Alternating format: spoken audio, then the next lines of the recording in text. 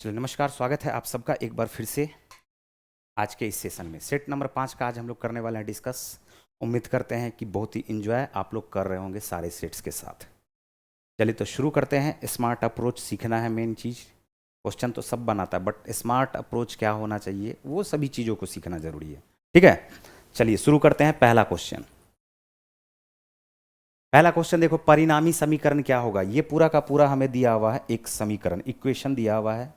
और ये जो हमारे पास इक्वेशन है इसमें बोला परिणामी समीकरण क्या होगा। एक बात तो तय है, देखो यहाँ पर एक्स स्क्वायर है, ये एक्स स्क्वायर है प्लस 2x है प्लस 9 है। x minus 2 x minus 3 multiply करने पे ये तो आएगा आपके पास एक्स स्क्वायर और ये आ जाएगा माइनस 5x प्लस क्या आ जाएगा बताओ 6। दोनों को गुना कर दो 6, दोनों को ऐड कर दो माइनस 5x। क्या ये एक्स स्क्वायर कट जाएगा क्या बताओ। 5 प्लस 2 मिलकर के 7x बराबर हो जाएगा माइनस 3 के बराबर। बोलो होगा। तो बताओ क्या ये एक द्विघात समीकरण है, घन बहुपद है क्या? नहीं है। एक घन समीकरण है? नहीं है। एक द्विघात समीकरण? नहीं है। पहला ही ऑप्शन है, एक द्विघात समीकरण नहीं, ऑप्शन नंबर ए। क्या बात आया समझ में? एकदम आसान क्वेश्चन था ये, इसको तो पूरा सॉल्व करने का कोई जरूरत ही नहीं है ना। अगला क्वेश्चन पे आ जाओ।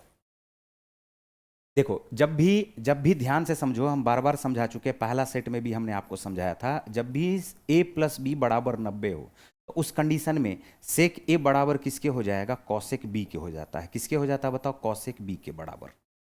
पता है समझ में? पहला सेट अगर आप देखे होंगे तो वहां पे हमने इसको बड़ा ही विस्तार पूर्वक समझाया पहले सेट में ही। तो सेक ए बराबर कॉसेक बी, या तो आप इसको ऐसे भी समझ सकते हो या आप इसको ऐसे भी समझ सकते हो। अगर सेक ए बराबर कॉसेक बी के हो तो इसका मतलब ए प्लस बी बराबर क्या होगा? 90 डिग्री के। ए प्लस बी बराबर क्या होगा? 90 डिग्री के। तो सेक ए बराबर कॉसेक बी है ना, इसका मतलब इस दोनों का जो योगफल होगा वो 90 डिग्री के बराबर होगा। क्वेश्चन हमसे पूछा जा रहा है ए प्लस 75 डिग्री क्या होगा। हम बोलते हैं 4a प्लस 3a मिलके हो गया हमारे पास 7a माइनस 50। 7a माइनस 50 बराबर क्या हो गया है? 90 डिग्री के। बोलो ठीक है। 7a बराबर हो जाएगा 100। अगर इस 50 को बराबर के उस तरफ ले जाओगे तो 140। 7 से काटो, a का मान क्या आ चुका है? 20 डिग्री। और जैसे ही a का मान आ चुका है 20 डिग्री तो क्वेश्चन हमसे पूछ दिया है a प्लस 75 डिग्री क्या होगा। a का मान 20 डिग्री, 75 डिग्री में ऐड करोगे आंसर आएगा 95 डिग्री। आंसर क्या आएगा? 95 degree, option number B. Sir PDF रोज का सेंड कर दीजिए। पीडीएफ तो सेंड हो रहा है धनेश्वर, पीडीएफ तो सब दिन सेंड करवा रहे हैं। अगर नहीं हुआ होगा तो हम अभी पूछ लेते एक बार। 4 सेट का पीडीएफ आपको अभी तक पहुंच जाना चाहिए और ये आज 5वां सेट है। ठीक है, 5वां सेट है। 5वां सेट का जो सॉल्यूशन का पीडीएफ है वो हम आपको अवेलेबल करा देते हैं। ठीक है, चलिए नेक्स्ट पे चलते हैं। ये तो समझ में आ गया ना, बताओ हाँ या ना। हमने कहा a प्लस बी बराबर 90 डिग्री के होगा तो उस कंडीशन में सेक ए बराबर किसके हो जाएगा? कॉसेक बी के। और जब भी ऐसा होगा सेक ए बराबर कॉसेक बी तो उस कंडीशन में भी हमको उल्टा समझ के चलना है कि a प्लस बी दोनों का योगफल क्या होगा? 90 डिग्री के बराबर। अच्छा 3 तक आया है, कोई बात नहीं है, बाकी का आ जाएगा आज। ठीक है, इसको उल्टा भी समझ लेंगे तो यही बात यहां पर भी है। सेक ए बराबर सेक 4a बराबर, ये किसी एंगल के बारे में बात कर रहा है, कॉसेक इस एंगल के बारे में। तो बताओ कि ये दोनों का योगफल क्या 90 डिग्री के बराबर हो जाएगा। यहां से ए का वैल्यू निकल गया 20 डिग्री। क्वेश्चन पूछा ए प्लस 75 डिग्री क्या होगा। अगला क्वेश्चन पे आते हैं। एक समबहुभुज के प्रत्येक अंतःकोण का माप है 135 डिग्री, तो उस बहुभुज के भुजाओं की संख्या। एकदम आसान है। अगर एक समबहुभुज है जिसका प्रत्येक अंतःकोण का माप आ चुका है 135 डिग्री, तो बताओ इसका बाह्य कोण क्या हो जाएगा? 180 में से घटा दोगे तो 45 डिग्री। भुजाओं की संख्या अगर निकालना है तो 360 बटे क्या कर दोगे? 45। 360 बटे कर दोगे 45। क्या 45 से ये 8 बार में कट जाएगा बताओ। इसका मतलब ये अष्टभुज है, अष्टभुज है, option number C. Option number क्या आ गया आपका? सी।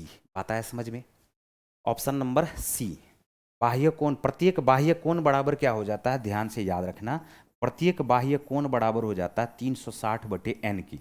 360 बटे किसके हो जाता है बताओ? एन की। तो इसका मतलब है एन अगर निकालना होगा तो प्रत्येक बाह्य कोण से क्या करोगे? यहाँ पर कर दोगे डिवाइड। बाह्य कोण से क्या कर दोगे बताओ? यहाँ पर कर दोगे डिवाइड। तो हमने बाह्य कोण कैसे निकाला? टोटल होता है 180 डिग्री। 180 डिग्री में से प्रत्येक अंतःकोण को घटा दोगे, 135 को घटाओगे तो एक बाह्य कोण निकलेगा 45 के बराबर। अब यहाँ से नंबर ऑफ, यहाँ पर भुजा निकालना है, साइड्स का संख्या निकालना है, तो 360 बटे लिखेंगे 45। नेक्स्ट क्वेश्चन पे चलेंगे। दो दो बार, तीन तीन बार करके हम आपको समझा रहे हैं। उम्मीद करते हैं कि आपको बहुत बढ़िया तरीके से समझ में आ रहा होगा। नेक्स्ट क्वेश्चन पे आ जाओ। बोला इसका मूल ज्ञात करना है। सबसे पहले तो हमें क्या करना चाहिए, इसको सॉल्व करना चाहिए। बताओ सॉल्व कैसे करेंगे। तो देखो एक साथ हम इसको सॉल्व नहीं करते हैं। ये जो -1/x-2 है ना, इसको बराबर के उस तरफ भेज दो। ये हमारे पास क्या सब बचेगा, ध्यान से समझना। ये हमारे पास बचेगा 6/x - 2/x-1, और ये बराबर क्या हो जाएगा 1/x-2 के। अब हम पहले इसको सॉल्व करते हैं। तो सबसे पहले तो नीचे में ये मल्टीप्लाई हो जाएगा, ये हो जाएगा x² - x के, बोलो होगा क्या, मल्टीप्लाई होकर के फिर क्रॉस मल्टीप्लाई करो 6 को x-1 से, ये आ जाएगा 6x - 6, और 2 को करो x से मल्टीप्लाई, तो ये आ जाएगा -2x के। बराबर हमारे पास क्या हो चुका है 1/x-2 हो चुका है। बोलो ठीक है। यहाँ से क्या करते हैं, देखो 4x, 6x में से 2x को घटा दोगे, ये हमारे पास आ जाएगा 4x - 6, और इस 4x - 6 को अब क्रॉस मल्टीप्लाई कर दो किससे, x-2 से। बोलो ठीक है। और ये भी बराबर के उस तरफ चला जाएगा, तो ये हो जाएगा हमारे पास x² - x, क्रॉस मल्टीप्लाई करके। 4x को x से मल्टीप्लाई करोगे, ये 4x² आ जाएगा, ध्यान से समझना, -6x - 8x, तो 8 6 14, ये हमारे पास आ जाएगा 14x। बोलो ठीक है। और ये बराबर क्या हो चुका है x² - अच्छा 6 दूनी 12 भी है, 6 को 2 से मल्टीप्लाई कर दोगे तो 6 दूनी क्या हो जाएगा हमारे पास +12। ये -x² बराबर की इस तरफ आ जाएगा, और ये -x है तो बराबर की इस तरफ आकर के +x हो जाएगा, बराबर किसके 0 के। बोलो ठीक है। 4x² में से x² को अगर माइनस करते हैं, यहाँ मैं लिख रहा हूँ, देखो यहाँ पर ध्यान से, जगह का अभाव है तो मैं यहाँ पर लिख रहा हूँ। हमने कहा 4x² में से x² घटाओगे तो ये 3x² हो जाएगा। बोलो होगा। ये हमारे पास हम ये x अगर 14x में ऐड कर दोगे तो ये आ जाएगा 13x, और इधर हमारे पास क्या बच जाएगा बताओ 12। ये बराबर क्या हो जाएगा 0 के। अब गुणनखंड करने का जरूरत नहीं है, ये एक द्विघात समीकरण में आ चुका है। जैसे द्विघात समीकरण में आया है तो ध्यान से समझो, 12 को 3 से गुना करोगे तो क्या आएगा बताओ 36 आएगा ना।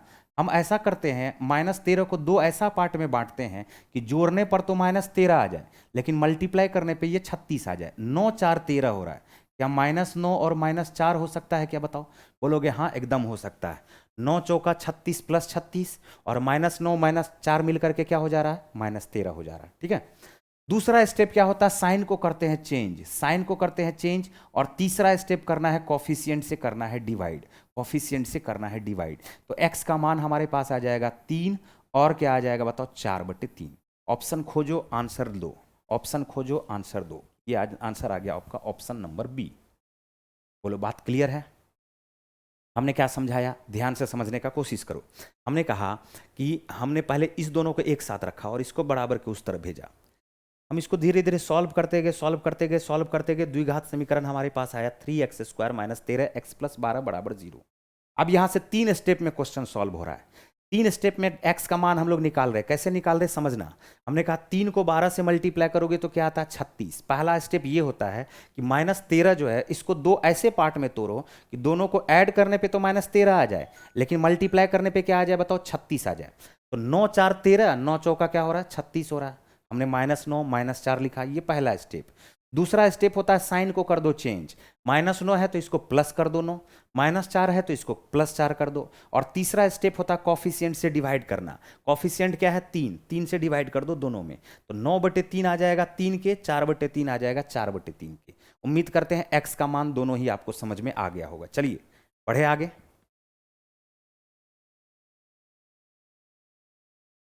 नेक्स्ट 5वां नंबर का क्वेश्चन देखिए। 5वां नंबर का क्वेश्चन एक बढ़िया क्वेश्चन है और इसको समझने का सभी लोग कोशिश करेंगे। 2 पाइप है x और y, एक टंकी को क्रम से 21 और 24 घंटे में भर सकता है।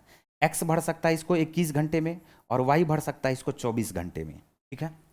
हुआ क्या कि दोनों पाइप को एक साथ खोल दिया जाता है, लेकिन यह पाया गया कि टंकी के तल में एक रिसाव के कारण टंकी को भरने में 48 मिनट अधिक लगा। तो टंकी के पूरी तरह से भरी होने पर यदि सभी पाइप को बंद कर दिया जाए तो केवल रिसाव के द्वारा टंकी कितने समय में पूरी तरह से खाली हो जाएगी। ध्यान से समझने का कोशिश करो क्या मैं समझाना चाह रहा हूं।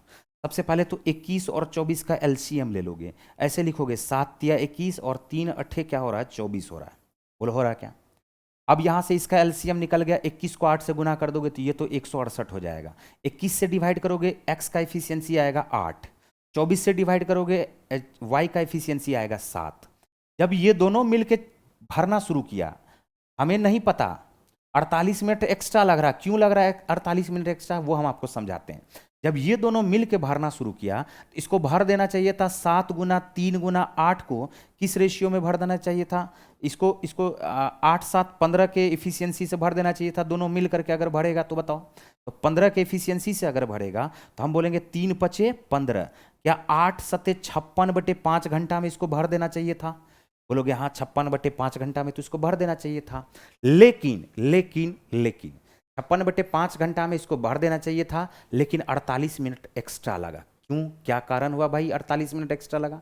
48 मिनट इसलिए एक्स्ट्रा लगा क्योंकि वो जो रिसाव था ना, वो रिश्ता जा रहा था। इसका मतलब टोटल ये भरा कितना देर में वो बताते हैं। तो 56/5 प्लस क्या 48 मिनट को हम लोग आवर में चेंज करेंगे तो 12 चौका 48, 12 पंचे 60 लिखेंगे क्या? बोलोगे हाँ, यानी 4/5 घंटा इसको एक्स्ट्रा लगा। 4/5 घंटा इसको क्या लगा? एक्स्ट्रा लगा। तो हम बोल सकते हैं कि ये टोटल 12 घंटा में भरा। कितना घंटा में भरा बताओ? 12 घंटा में। कैसे? 56 4 60, 60/5 का मतलब 12 घंटा। अब हम यहां से ऐसे बोल सकते हैं, ध्यान से समझना, कि एक्स था, वाई था और एक हमारे पास रिसॉव वाला था जेड। तो ये 12 घंटा में जब ये भर देगा, 12 घंटा में जब ये भर देगा तो 12 के एफिशिएंसी से 12 से डिवाइड करोगे, 12 से डिवाइड करो इसको, 8 तिया 24 हो रहा, क्या इसका एफिशिएंसी 14 हो जाएगा क्या? बोलोगे हाँ 14 हो जाएगा। क्या एफिशिएंसी हो जाएगा बताओ? 14। अब हम ये बताते हैं, ध्यान से देखो, अब हम ये बताते हैं कि अगर x प्लस वाई जुड़ेगा तो क्या 8 7 15 होना चाहिए, लेकिन हो रहा है 14, हो रहा है 14। क्यों हो रहा है 14? क्योंकि एक के एफिशिएंसी से ये क्या हो रहा है? खाली करता जा रहा है, खाली करता जा रहा है। क्या बात आया समझ में? 8 7 15, 15 से 1 घटाएंगे तभी तो 14 हो पाएगा।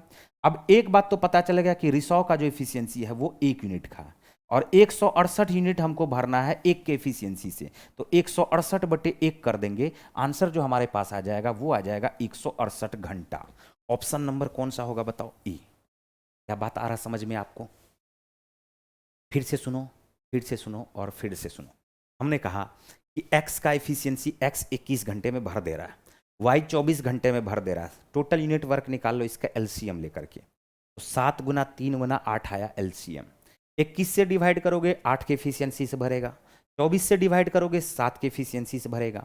अगर दोनों मिल के भरना शुरू करता तो 8 7 15 के एफिशिएंसी से 7 या 21 गुना 8 को भरता तो टाइम लगता है इसको 56/5 घंटा। ठीक है, लेकिन हुआ क्या कि इसको फिर भी 48 मिनट ज़्यादा लगा। 48 मिनट को हमने आवर में चेंज किया तो ये आ गया 4/5 घंटा। अगर हम 56/5 को 4/5 में ऐड करेंगे तो ये आ जाएगा 12 घंटे के बराबर।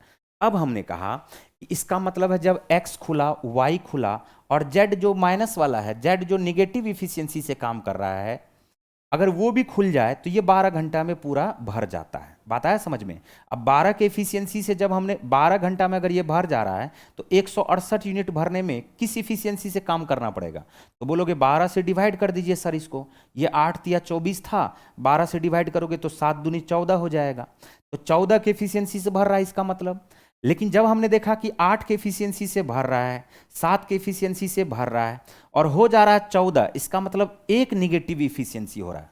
तो 15 में से 1 घटाओगे तभी तो 14, यानी जेड का जो एफिशिएंसी है, जो रिसॉव है, उसका एफिशिएंसी हमारे पास आया 1। बोला सिर्फ रिसॉव से हम इसको कितना देर में भर सकते हैं, खाली कर सकते हैं। तो टोटल यूनिट वर्क हमारे पास 168 था, 1 के एफिशिएंसी से अगर इसको खाली करेगा तो आंसर क्या हो जाएगा आपका? 168 घंटा। अब उम्मीद करते हैं कि आपको एकदम क्लियर समझ में आ गया होगा। बढ़े नेक्स्ट क्वेश्चन पे। नेक्स्ट क्वेश्चन देखो हमारे पास है, निम्नांकित चार्ट एक कंपनी द्वारा इसकी ABCD E और F नामक 6 शाखाओं द्वारा बेची गई कारों की संख्या को दर्शाता है। ठीक है, बहुत अच्छी बात है। चार्ट का अध्ययन करें, पूछे गए सवालों का उत्तर दे। यहाँ पर देखो 850 है, 725 है, 650, 555, 700 और 410 है। क्वेश्चन हमसे कहा जा रहा है कितनी शाखाओं में हुई कारों की बिक्री सभी 6 शाखाओं की औसत बिक्री से अधिक थी। सबसे पहले हमको क्या करना पड़ेगा? इसका एवरेज निकालना पड़ेगा। क्या निकालना पड़ेगा बताओ? एवरेज।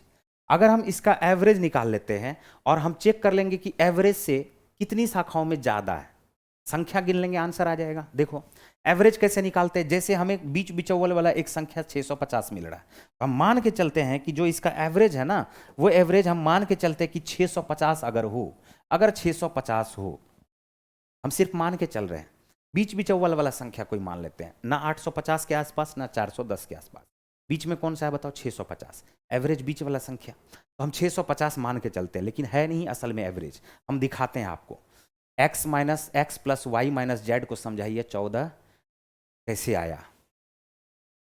सुनील भाई, सुभाष भाई, कम से कम 3 बार हम समझा दिए, कुछ तो अब थोड़ा सा सोचने का भी प्रयास करो अपने से, हैं?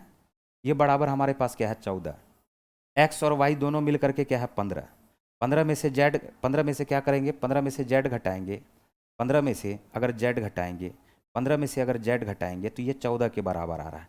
अब जेड को बराबर के उस तरफ लेके जाओ, 15 में से 14 घटा दोगे तो क्या आ जाएगा, 1 आ जाएगा। क्या बात आया समझ में? जेड का जो मान आएगा वो क्या आएगा बताओ, 1 आएगा। क्या अब भी बात आया समझ में? 14 कैसे आया? हमने कहा कि 56/5 घंटा में भर जाना चाहिए था, 14 4/5 घंटा एक्स्ट्रा लगा, असल में ये 56/5 और 4/5 को जोड़ोगे ये 60/5 आएगा, और 60/5 बराबर किसके होगा, 12 घंटा के। यानी x plus y minus z जो है ये 12 घंटा में भर रहा है। अगर ये 12 घंटा में भर रहा है, अगर ये 12 घंटा में भर रहा है, ध्यान से देखो, अगर ये 12 घंटा में भर रहा है तो 7 गुना 3 गुना 8 को भरने में 12 घंटा में अगर भरेगा तो इफिशियंसी कैसे निकालेंगे? ये तो 8 दिया 24 है, 12 दूनी क्या हो जाएगा 24, तो बताओ कि इसका एफिशिएंसी 7 गुना 2 14 ही आएगा क्या? नेक्स्ट देखो, हमने क्या कहा, इसका एवरेज हमने मान लिया 650, इसका एवरेज हमने क्या मान लिया बताओ 650, ठीक है, ध्यान से समझो। 650 से ये कितना ज्यादा है बोलोगे, 200 ज्यादा। 650 से ये कितना ज्यादा बोलोगे, 75 ज्यादा। 650 तो सेम है। 650 से ये कम कितना है, 95। 650 से ये ज्यादा कितना है, 50। 650 से ये कम कितना है, 240। ठीक है, अब देखो ध्यान से, हमने कहा क्या कि 200 प्लस 75, 75 में से 95 घटा दो, ये आ जाएगा -20 के, इसके आ जाएगा -20 के, -20 प्लस 40 कर दो, तो -20 प्लस 40 हमारे पास जो हो जाएगा वो हो जाएगा बताओ +30 के, तो 230 प्लस में आया, 240 माइनस में आया, तो असल में -10 आ रहा है। -10 जो आ रहा है तो वो इस सभी में अब बराबर करके बांट दो, 1 2 3 4 5 और 6, 6 में -10 बांट दो, तो 6 में -10 बांटने का मतलब है 5/3।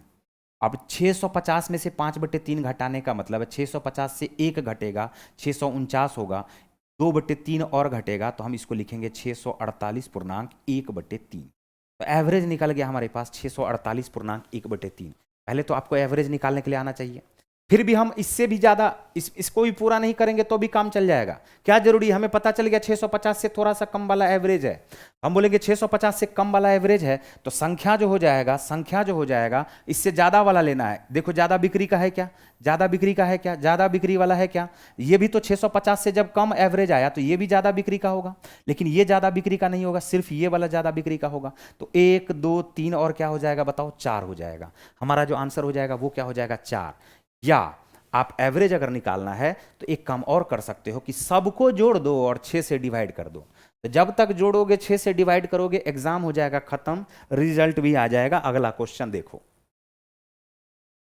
बढ़े आगे, चलो ये तो हो गया, इसका आंसर क्या हो जाएगा बताओ, 4। नेक्स्ट क्वेश्चन पे आ जाओ। नेक्स्ट क्वेश्चन में कोई दम नहीं है, 4 7 4 7 पे देखो रेकरिंग है ये, असल में 4 7 पे अगर रेकरिंग है, 4 7 पे अगर रेकरिंग है तो आंसर हो जाएगा 47/99। 47 बटे क्या हो जाएगा बताओ, 99। ये तो सबको आता ही होगा। अगला क्वेश्चन पे आ जाओ, बोला ए बी बराबर x + 3 है, बी सी बराबर 2x है और ए सी बराबर 4x - 5 है, तो x के किस मान के लिए बी ए सी पर स्थित है?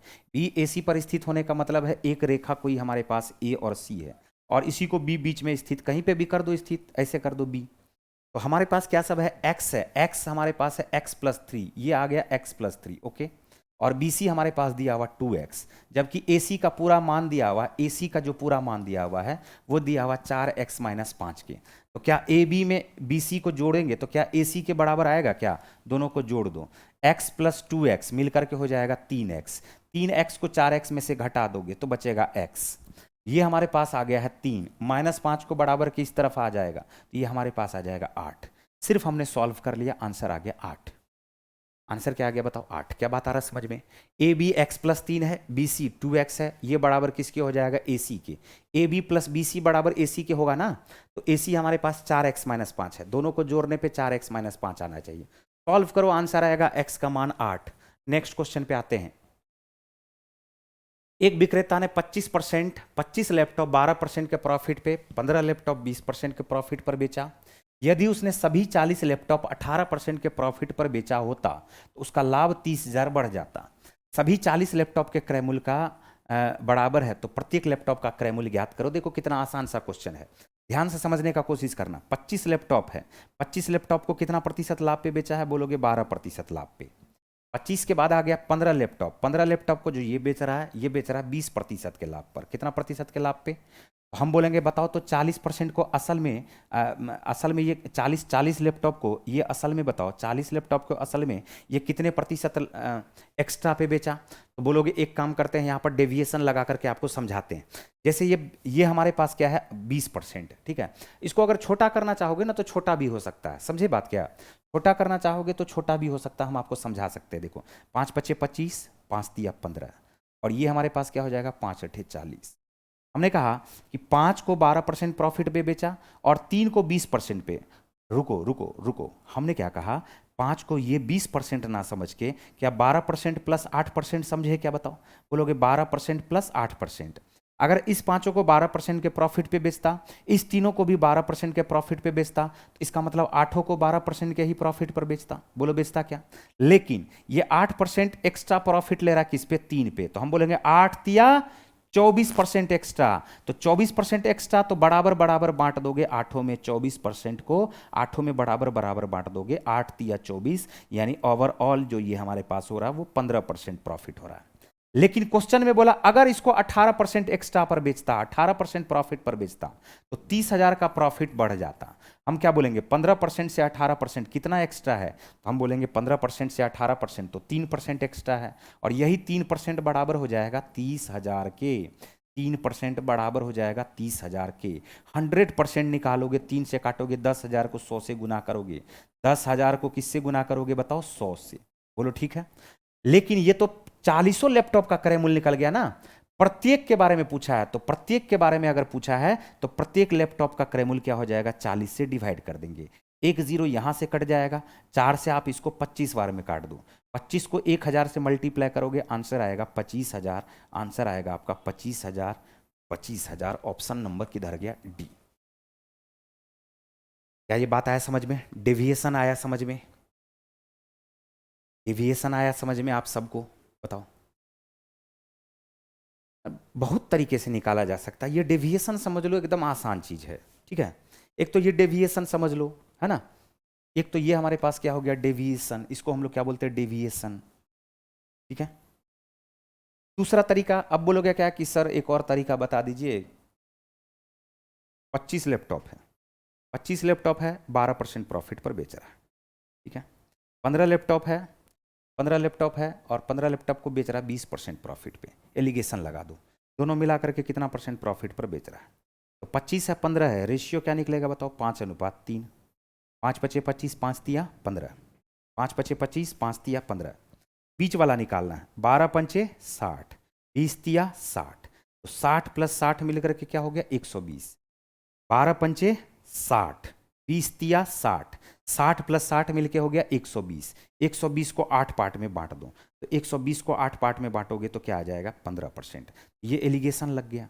एलिगेशन से भी समझ में आ गया होगा। बोलो, एलिगेशन भी यही है। ये एलिगेशन से आपको समझ में आ गया होगा कि एलिगेशन क्या होता है, ठीक है। एलिगेशन, पप्पू पप्पू मत बनो, पप्पू पप्पू मत बनो। जो समझाने का कोशिश करो उसको समझने का कोशिश करो। हम क्या समझाना चाह रहे हैं? दिमाग लगाओ यहाँ पर, समझने का कोशिश करो। सबसे आसान चीज हम बताने जा रहे हैं। 25 लैपटॉप को बेचा है ये 12% का प्रॉफिट पे। सुनो, अब इससे ज्यादा नहीं समझाएंगे। 15 लैपटॉप को बेचा है ये 20% प्रॉफिट पे। हम बोले नहीं रुको, 12% प्लस 8% के प्रॉफिट पे बेचा। हम क्या कर रहे हैं? ध्यान से सुनो, समझने का कोशिश करो। 25 लैपटॉप को 12% के प्रॉफिट पे, 15 लैपटॉप को 12% प्लस 8% के प्रॉफिट पे हम जानबूझ के लिख रहे हैं, ठीक है। हमने कहा तो ये बताओ कि 40 लैपटॉप है, अगर इसको ढक लो, अगर हम इसको ढक लेते हैं, 25 को भी 12% प्रॉफिट, 15 को भी 12% प्रॉफिट, तो बताओ 40 को भी 12% प्रॉफिट पर बेचेगा। मतलब बात वही हुआ ना, एवरेज हुआ ये। लड़की से भी 50% लड़की एब्सेंट है, टोटल गर्ल्स से भी 50% एब्सेंट है, टोटल बॉयज से भी 50% एब्सेंट है। तो बताओ तो पूरे क्लास में से क्या 100% एब्सेंट होगा क्या? 85% होगा ना।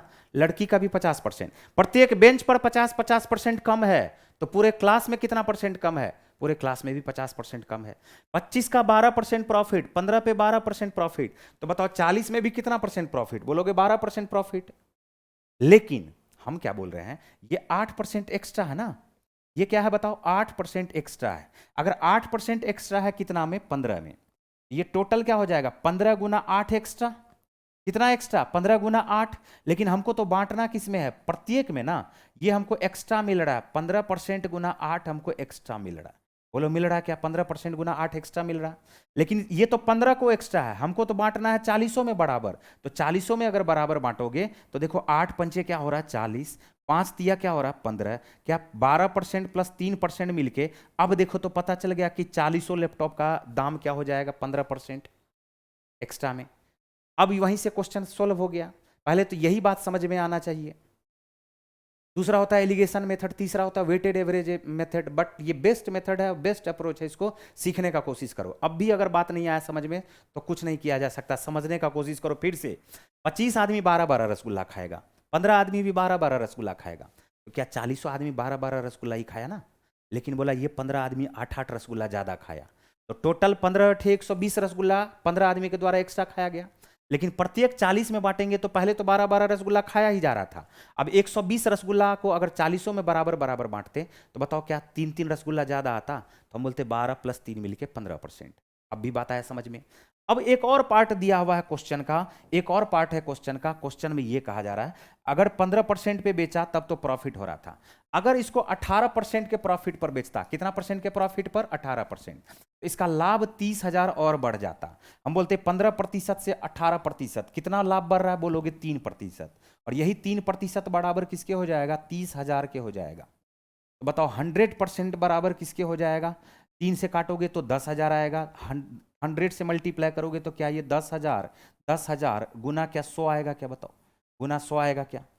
फिर हमने क्या कहा, ध्यान से समझो, ये तो 40 लैपटॉप का ना दाम है जी, तो ये 40 लैपटॉप का क्रय मूल्य निकला, तो प्रत्येक लैपटॉप का क्रय मूल्य निकालना है। क्वेश्चन में ये बोला है प्रत्येक का क्रय मूल्य निकालना है, प्रत्येक का क्रय मूल्य निकालना है। तो हमारे पास है ये 10,000, 10,000 को मल्टीप्लाई किया हुआ है 100 से, और डिवाइड किससे कर देंगे हम लोग? 40 से।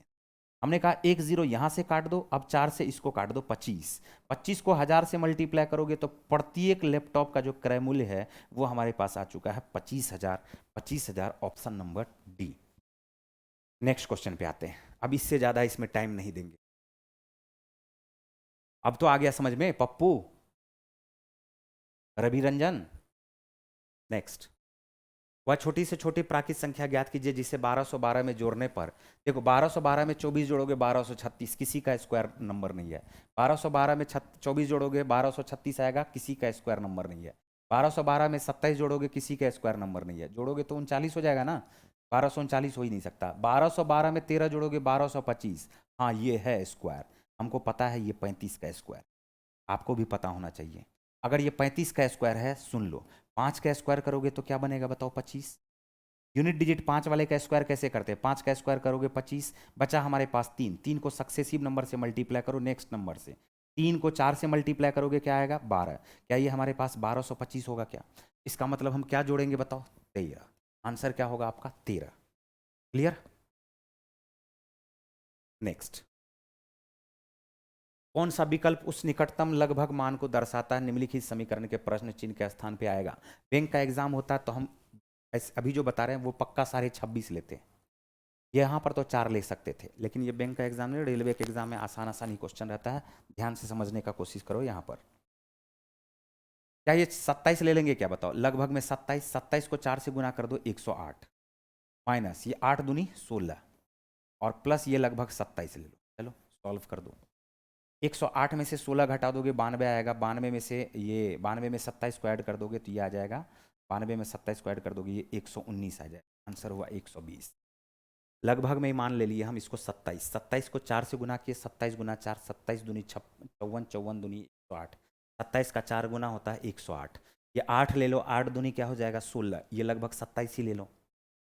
बोल रहा है क्या कि लगभग में मान निकालना है, अप्रोक्सीमेशन का ये क्वेश्चन है। अगला क्वेश्चन, एक आदमी कुल 15 रुपया में 15 एक समान वस्तु खरीदता है, यानी 1 रुपया इसको सामान का पड़ा, कितना रुपया पड़ा बताओ, इसका जो कॉस्ट प्राइस पड़ा वो 1 रुपया पड़ा, बोलो पड़ा क्या। अब यहाँ से क्वेश्चन बोला है प्रत्येक को 1.23 में बेचता है, सेलिंग प्राइस जो इसका पड़ रहा है वो 1.23 पड़ रहा है, तो बोला क्या उसका प्रतिशत लाभ ज्ञात करे। अब इससे आसान क्वेश्चन कुछ हो भी नहीं सकता है, बताओ ये 1 रुपया है, ये 1.23 है, हम ऐसा करते हैं इसके दशमलव को उड़ा देते हैं, बताओ उड़ा दे। अब बताओ दशमलव को उड़ा दोगे तो 100 रुपया का चीज़ को ये कितना में बेच रहा है, 123 में बेच रहा है, क्या हम आसानी से बोल सकते हैं क्या कि 23% प्रॉफिट पे बेचेगा ये सामान को, 23% प्रॉफिट पे बेचेगा। लिखने का तो कोई ज़रूरत नहीं है, देख करके ही बोल देंगे 1 से 1.23 ज़्यादा है, 23% ज़्यादा हुआ, लिखने का भी इसमें ज़रूरत नहीं, पेन उठाने का भी ज़रूरत नहीं है। नेक्स्ट क्वेश्चन पे, ए प्लस बी हमारे पास 56 दिया हुआ, ए माइनस बी का होल स्क्वायर 496 दिया हुआ, ए और बी के गुणनफल का मान ज्ञात करें। यहाँ पर ध्यान से समझने का कोशिश करना। क्या आपको पता है क्या कि ए माइनस बी का जो होल स्क्वायर होता है, अगर ए प्लस बी के फॉर्म में हम लिखना चाहें तो हम इसको लिखेंगे ए प्लस बी का होल स्क्वायर माइनस 4ab। क्या लिखेंगे बताओ, माइनस 4ab, बोलो ठीक है। हमें ए और बी का मान ज्ञात करना है, माइनस 4ab को बराबर की इस तरफ लाओ, ये आ जाएगा 4ab, और बराबर उस तरफ चला जाएगा तो ये आ जाएगा ए प्लस बी का होल स्क्वायर माइनस ए माइनस बी का होल स्क्वायर, ए माइनस बी का होल स्क्वायर। अब इस 4 को भी यहाँ से उठा करके बराबर के उस तरफ लेकर के चले जाओ तो 4 चला जाएगा इसके नीचे, 4 कहाँ चला जाएगा इसके, बताओ नीचे, ठीक है। अब ध्यान से समझने का एक बात और कोशिश करो, ध्यान से समझने का एक बात और कोशिश करो, ए प्लस बी 56 दिया हुआ, ओके, और ए माइनस बी का होल स्क्वायर भी दिया हुआ, तो ए प्लस बी अगर 56 दिया हुआ तो 56 का स्क्वायर कर दो, या तो 56 का स्क्वायर कर दो, या तो 56 का स्क्वायर कर दो। 56 का स्क्वायर अगर आपको आता है तो ठीक है, नहीं आता तो हम सिखा देते हैं, सीख लो। 6 का स्क्वायर होगा 36, 5 का स्क्वायर होगा 25, और 6 को 5 से गुना करो, 6 पंचे 30, 30 दूनी 60, एक डिजिट पहले छोड़ करके जोड़ दो, ये आ जाएगा 6 3, और यहाँ पर आ जाएगा 3136। यहाँ पर हमारे पास जो आ चुका है वो 56 का स्क्वायर आ चुका है 3136, 3136, और माइनस ए माइनस बी का होल स्क्वायर हमारे पास 496 दिया हुआ। डिवाइड किससे कर रहे हैं बताओ, 4 से, या तो इसको घटा दो या डिवाइड करके आंसर लिख दो। 4 सत्ते 28, 4 अट्ठे 32, 4 चौका 16, 4 इकाई 4, 4 दूनी 8, 4 4 चौका 16। अब 700 में से 100 घटाओगे तो 600 आएगा, 84 में से 24 घटाओगे तो 60 आएगा। ये हमारे पास जो आंसर आएगा वो आ जाएगा 660, option number D. Clear, option number क्या आ गया आपका, डी, ठीक है। एक आयताकार भूखंड के विकर्ण और एक, यहाँ पर देखो एक आयताकार है भूखंड है जिसका एक विकर्ण दिया हुआ 65 और एक भुजा दिया हुआ 63। क्या आपको पता है 16 63 और 65, 65 होता है ट्रिपलेट, 16 63 और 65 एक ट्रिपलेट बनाता है। क्या बनाता बताओ, ट्रिपलेट बनाता है, आता है समझ में। या हम इसको ऐसे भी कर सकते हैं, अगर इसका लेंथ निकालना होगा या ब्रेड्थ निकालना होगा तो पाइथागोरस प्रमेय लगा देंगे। ब्रेड्थ बराबर क्या हो जाएगा, 65 का स्क्वायर में से 63 का स्क्वायर को घटा देंगे और इसका स्क्वायर रूट निकाल देंगे, ये हमारे पास क्या निकल जाएगा। अब यहाँ पर देखो क्या होगा, 65 में 63 को एक बार जोड़ोगे, ए स्क्वायर माइनस बी स्क्वायर हो गया, तो ए माइनस बी इंटू ए प्लस बी करोगे 128 आएगा, और ए माइनस बी करोगे 2 आएगा, तो 128 गुना 2 होता है 256, 256 का स्क्वायर रूट निकालोगे तो 16। तो ऐसे भी निकाल सकते हैं, या अगर याद है 16 63 और 65, या अगर याद नहीं है तो आज के बाद याद कर लो, 16 63 और 65 क्या है, ट्रिपलेट है, ये हमारे पास 16 निकल जाएगा। अब इसका परिमाप पूछ रहा भाई, कितना आसान सा क्वेश्चन हो गया, 2 गुना लंबाई जोड़ चौड़ाई हो जाएगा, 2 गुना लंबाई जोड़ क्या हो जाएगा बताओ, चौड़ाई, दोनों को जोड़ने पे 79 आ रहा, 79 का डबल कर दोगे 158 आ जाएगा, 79 का डबल कर दोगे आंसर आपका क्या आ जाएगा, 158, ऑप्शन नंबर डी, ठीक है। क्लियर है, चलिए बढ़े नेक्स्ट क्वेश्चन पे।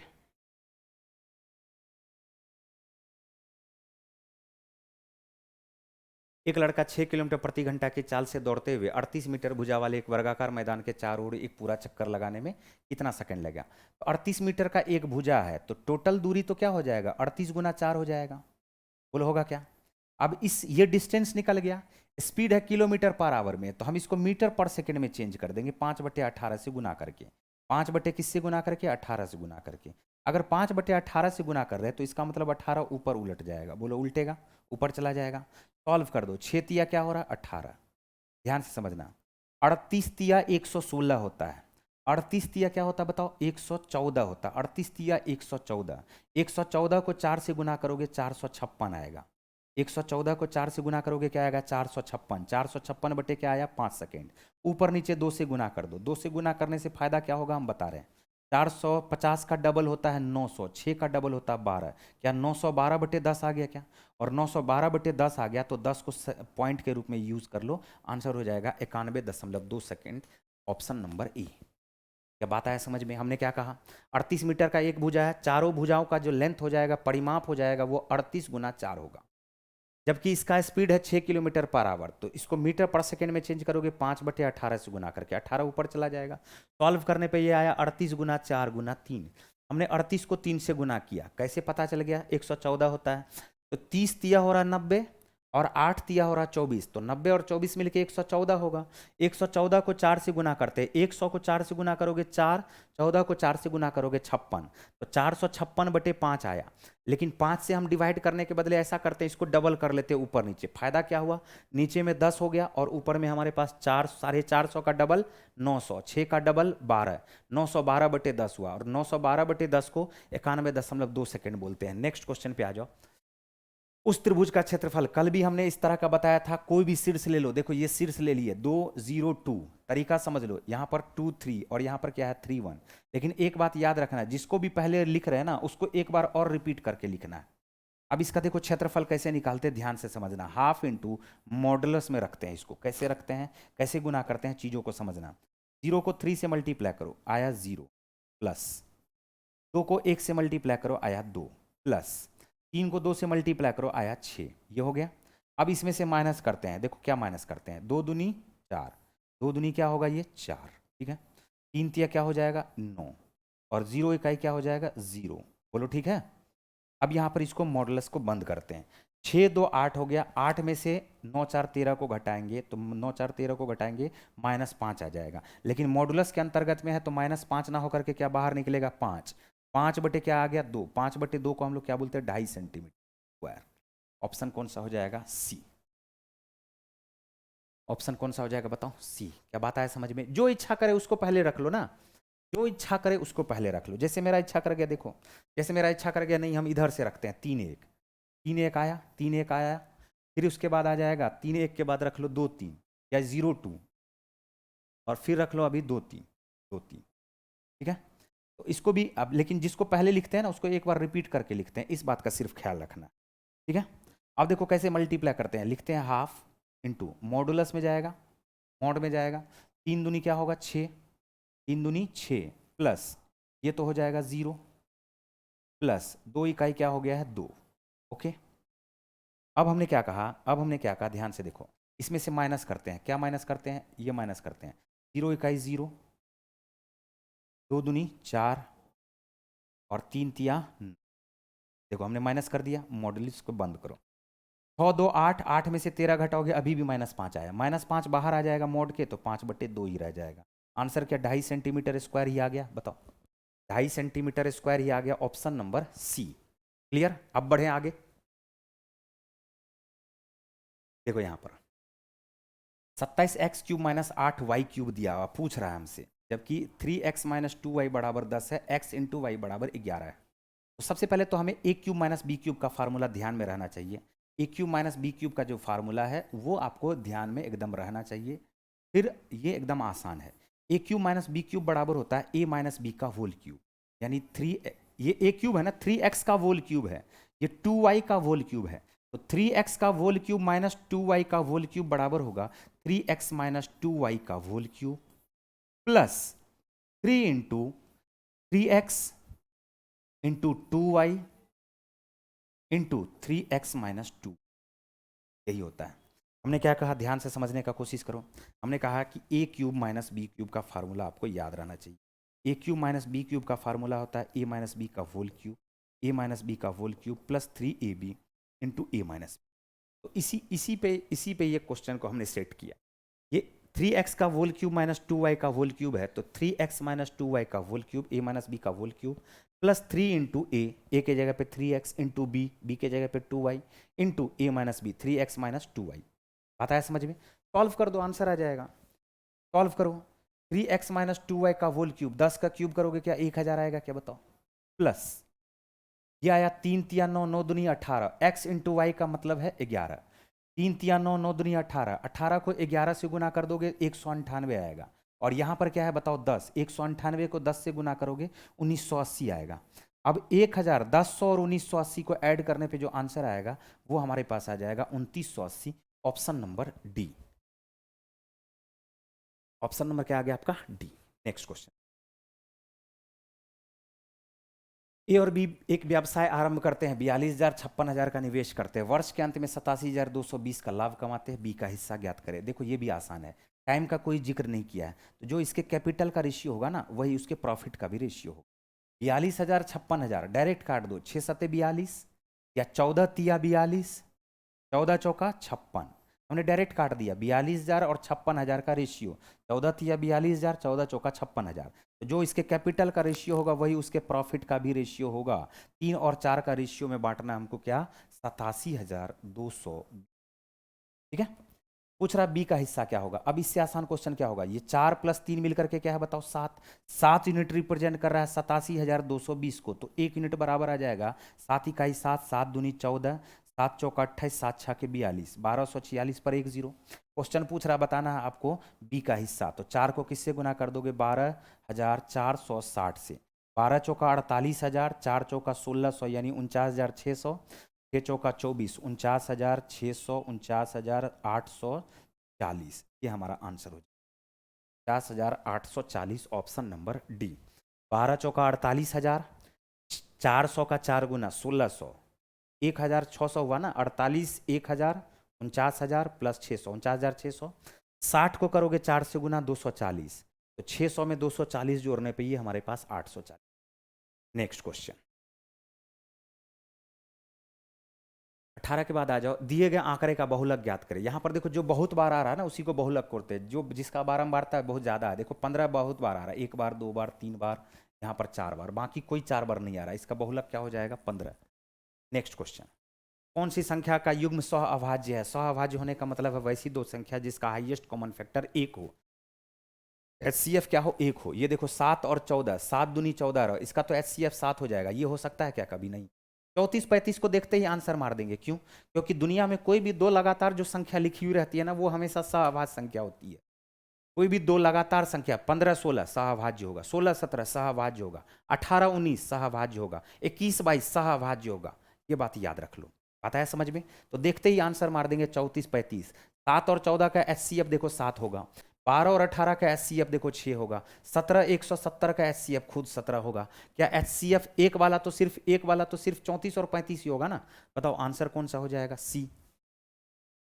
दो पूरक कोण में बड़े कोण का जो माप है छोटे कोण के माप के तिगुने से 6 कम है। बड़े कोण का माप ज्ञात करें। देखो छोटा कोण मान लेते x, ओके, और बड़ा कोण हम लोग क्या मान लेते हैं, बड़ा कोण हम लोग मान लेते हैं, बड़ा कोण बोला छोटे कोण के माप के तिगुने से 6 कम, तो 3x माइनस क्या हो जाएगा बताओ 6। और इस दोनों पूरक कोण का मतलब होता है, कॉम्प्लीमेंट्री एंगल का मतलब होता है दोनों कोणों का योग होना चाहिए 90 डिग्री, और सप्लीमेंट्री संपूरक कोण का मतलब होता है 180 डिग्री, याद रखना। 3x plus 4x, 3x plus 1x मिलके 4x आया, 90 प्लस 6 मिलकर के 96 आया। तो x का जो मान हमारे पास आ जाएगा वो क्या आ जाएगा बताओ 24। x का मान हमारे पास आ गया 24, लेकिन क्वेश्चन पूछा बड़े मान, तो बड़ा वाला जो है वो हो जाएगा 24 या 72, 72 में से 6 घटा देंगे, आंसर आ जाएगा बड़ा वाला का 66 degree, option number C. Option number क्या आ गया आपका, सी। क्लियर। नेक्स्ट, यदि ब्याज वार्षिक रूप से चक्रवृद्धि हो रही है तो 10% वार्षिक ब्याज की दर से 10,000 की राशि कितने वर्ष में बढ़कर 13,310 हो जाएगी, ऑप्शन नंबर, सिर्फ 3 वर्ष। अगर कोई थोड़ा सा भी पढ़ाई किया ना, थोड़ा सा भी, जो जनरल कंपटीशन का थोड़ा सा भी पढ़ाई किया है, तो सबको पता होगा कि 10,000 से 13,310 होने का मतलब है 3 लगातार 10 से 11 होना। देखो इसका रेशियो निकाल लो, रेशियो निकाल लेते हैं। 10,000 है, 10,000 के बाद है 13,310, रेशियो निकालोगे तो 1,000 से क्या आया 1331, 1,000 से 1331 आया। 10% का जो परसेंटेज वैल्यू होता है, फ्रैक्शन वैल्यू होता है, वो होता है 1/10। मतलब है कि 10 रुपया का चीज ये 11 रुपया हो जाए।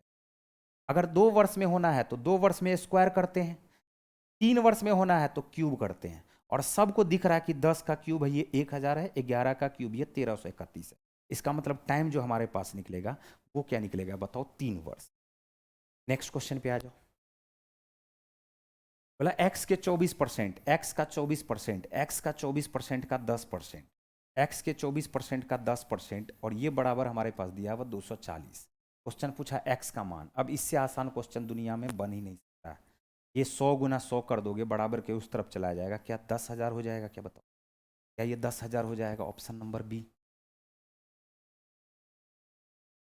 बिक्कू कुमार पांडे 21 नंबर फिर से। अरे पगला, देखो छोटे कोण के माप से तिगुने से 6 कम है। छोटा कोण x मान लिए, छोटा कोण इसका तिगुना क्या होगा बताओ, 3x, 3x से 6 कम। ये बड़ा कोण हो गया, ये छोटा कोण हो गया। दोनों का जो योगफल है, पूरक कोण जब है, तो जब भी पूरक कोण होता है तो दोनों कोणों का योगफल 90 डिग्री के बराबर होता है। कॉम्प्लीमेंट्री एक दूसरे का कब कहा जाता है? जब दो कोण एक दूसरे का, दोनों कोणों का योग 90 डिग्री के बराबर हो जाए तो हम लोग उसको बोलते हैं एक दूसरे का कॉम्प्लीमेंट्री एंगल।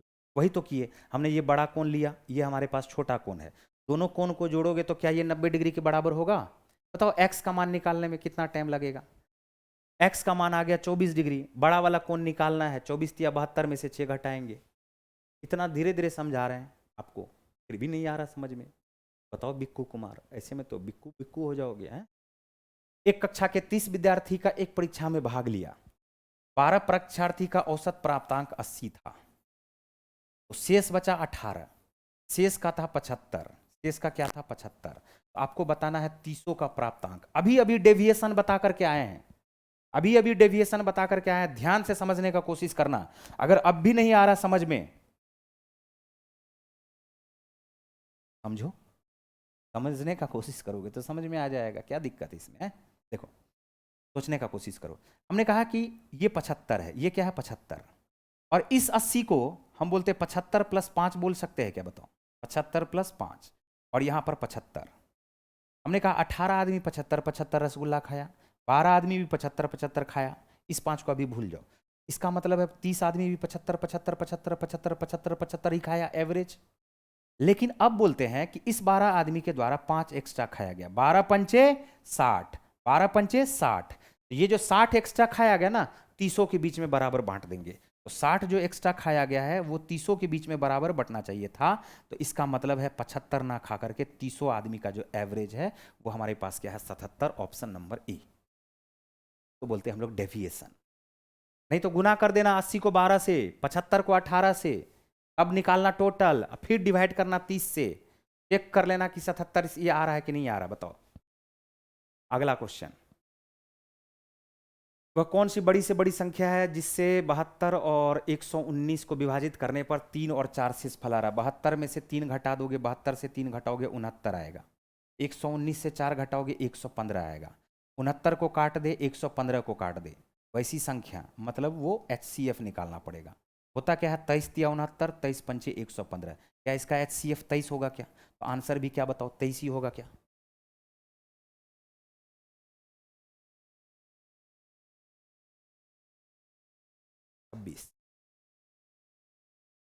कितना क्लास हुआ सर अभी तक? ये 5वां सेट चल रहा है नीरज कुमार, 5वां सेट चल रहा है। देखो होता क्या है, कभी कभी कभी कभी थोड़ा सा ऐसा हो जाता है कि जैसे आज जो अभी जो क्लास है, हो सकता है कि 5-6 घंटा के बाद अपलोड हो, सर्वर की वजह से थोड़ा ये लेट से अपलोड होता है, बट लाइव लगातार आपको दिखाएगा। लेकिन रिकॉर्डेड जो वीडियो है ना वो 6-7 घंटा के बाद दिखाता है। कभी कभार सर्वर थोड़ा सा डाउन रहता है तो 1 दिन के बाद भी दिखाता है। ये अपने आप अपलोड हो जाता है, इसको अपलोड करने का जरूरत नहीं पड़ता है। और प्रत्येक दिन हम लोग लाइव तो ले ही रहे हैं, तो 5वां क्लास ये आपका चल रहा है अभी। नेक्स्ट क्वेश्चन पे आ जाओ। क्वेश्चन क्या कह रहा है कि 26 नंबर का क्वेश्चन हमारे पास है, छात्रों की संख्या के आंकड़े को दर्शाती है तालिका का अध्ययन कीजिए, उसके आधार पर पूछे गए प्रश्न का उत्तर दीजिए। ये कश्मीर का है, 2017 से लेकर 2021 तक, बिहार का है, मध्य प्रदेश का है, पंजाब का है और दिल्ली का है। तो क्वेश्चन जो हमसे पूछा जा रहा है, क्वेश्चन हमसे पूछा जा रहा है, पप्पू बोल रहा है पूरा तो दिखा ही रहा सर, 2 ही क्लास अभी तक अपलोड हुआ है। नीरज कुमार 2 ही क्लास नहीं अपलोड हुआ है। पप्पू तो बोल रहे हैं कि पूरा दिख रहा है। रीजनिंग 3260 कब आएगा सर जी? रीजनिंग 3250 ही आएगा, लेकिन आएगा। बिहार दरोगा का डिस्कशन कब होता है सर जी? सब तुम यहीं पे हम ही से पूछ लो। हम अभी से क्या करते हैं, पढ़ाना बंद कर देते हैं, ठीक है? और पहले तुम हमसे पूरा इंक्वायरी ले लो, बात है समझ में? पहले पूरा हमसे इंक्वायरी ले लो, फिर बाद में आराम से पढ़ाएंगे। फिर कल आएंगे, फिर हम इंक्वायरी देंगे पूरा, और इंक्वायरी देने के बाद फिर हम कल पढ़ाएंगे, ठीक है? तो इंक्वायरी के लिए यहाँ पर देखो नीचे में भी नंबर दिया हुआ है। सब बात हम ही से पूछ लोगे तो हम पढ़ाएंगे कब जी? सीखने का कोशिश करो। नीरज कुमार, प्रवीण कुमार,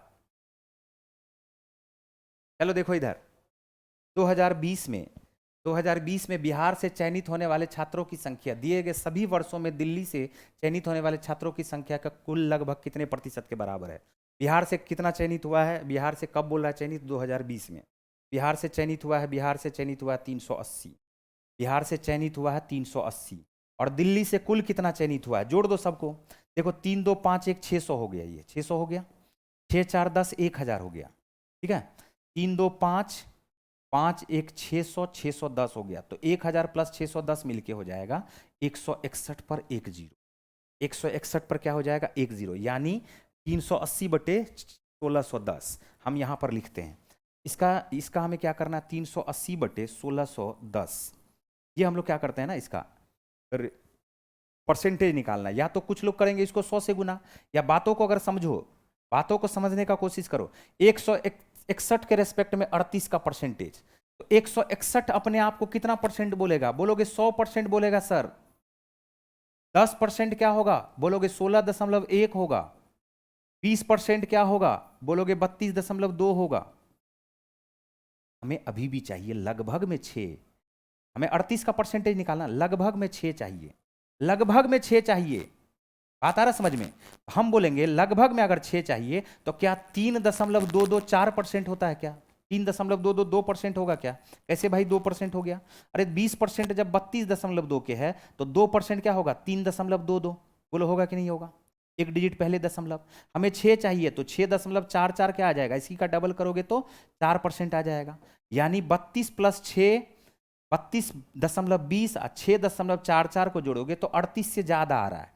यानी 24 हमारे पास जो आएगा वो 38 से 24% क्या आएगा? थोड़ा सा ज्यादा आएगा। यानी आंसर जो होगा वो 24% से थोड़ा सा कम वाला होगा। ये नहीं होगा, ये नहीं होगा, ये नहीं होगा, आंसर होगा बी, 23.6। क्या बात आ रहा है समझ में? हमने कहा 161 अपने आप को 100% रिप्रेजेंट करेगा, तो 16 कितना परसेंट करेगा? 10%। हमें पहुंचना है 38 के पास। 16 दूनी 32, 32 हो जाएगा 20%। 6 और जाओगे, अरे 3.22 हो रहा है, 4 2 के परसेंट के बराबर। तो 6 क्या 2 का ही डबल होगा क्या? 24%। तो हम बोल रहे लगभग, देखो 38 दशमलव ये क्या हो, 64%, 6 4 ना हो गया 38.64। तो 38.64 जब 24% है तो 38 तो 24% से कम ही होगा ना, थोड़ा सा ही कम होगा ना? हाँ थोड़ा सा ही कम है। Option number B.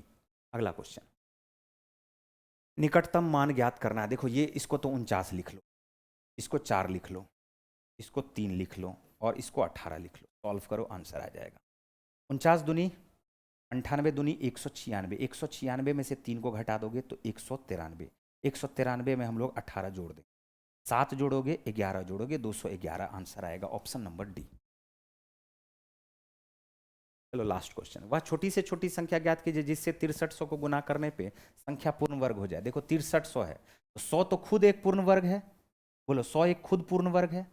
63 में होता है 9 गुना 7, 9 का मतलब है 3 का स्क्वायर गुना 7, बोलो है क्या? ये भी पूर्ण वर्ग, ये भी पूर्ण वर्ग, तो ये पूर्ण वर्ग है नहीं। इसको पूर्ण वर्ग बनाने के लिए किससे गुना करना पड़ेगा? 7 से।